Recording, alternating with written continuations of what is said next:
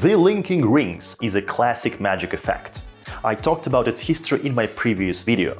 Although this illusion has a long history, magicians continue to develop new interpretations. Today I'll share my 5 favorite linking rings routines and explain what makes each one exceptional. If you're looking for entertainment during cozy winter nights, a linking rings marathon might be just perfect. You are a nerd. You'll find links to all these routines in the video description below. I'm Alex Romanov, this is Art of Impossible. Let's begin.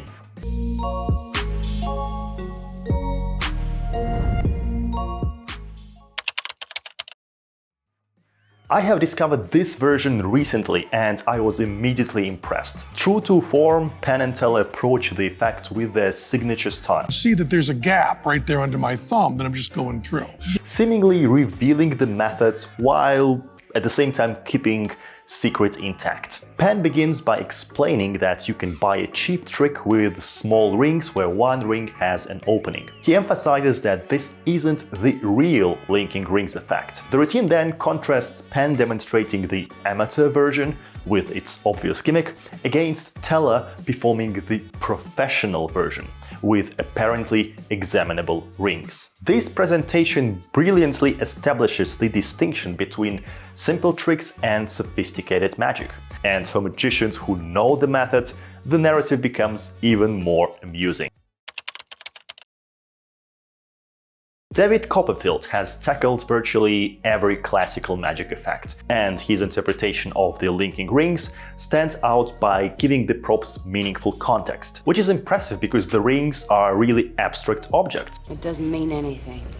In his routine, the rings represent a modern art sculpture, a perfectly plausible premise given modern art's diverse nature. As with many Copperfield performances, the effect transcends the props themselves. Inspired by an encounter with a woman in an art gallery, David performs an elegant ring sequence set to music.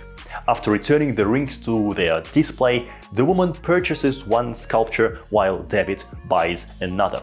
Just as she's about to leave, their sculptures mysteriously link together.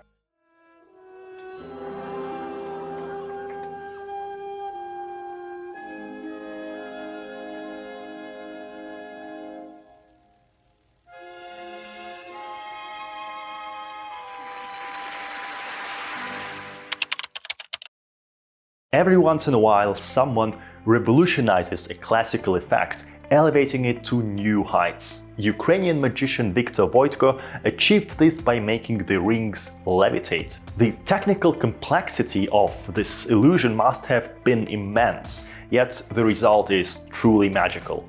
Rings linking while floating in mid-air. Having witnessed Victor's performance live, I can attest to its incredible impact. This FISM 2012 prize-winning routine comes from a comedy magic duo Doble Man Doble. While focusing more on entertainment than the magical effect, they have crafted an engaging narrative around this illusion.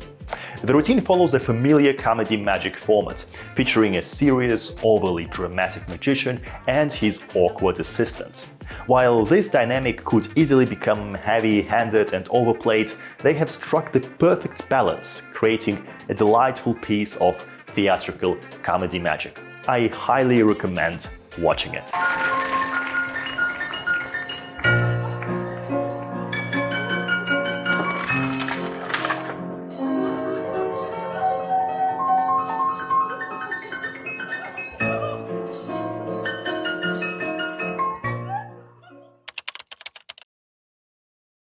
No discussion of linking rings routines would be complete without mentioning the name of Richard Ross. His classic performance exemplifies elegance and precision. Even though I personally prefer routines that incorporate audience and allow the rings to be examined, Ross's version offers such visual refinements that analysis of the method becomes really not important. And this is exactly what great magic should achieve.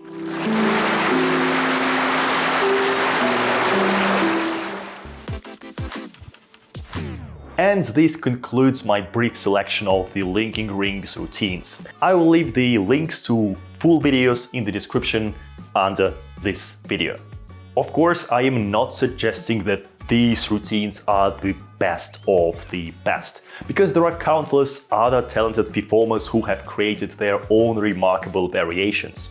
So if you have your favorite, please share the link in the comments so we can all enjoy more linking rings magic. And of course, subscribe to this channel if you would like to learn more about magic and its history. My name is Alex Romanov. This was Art of Impossible.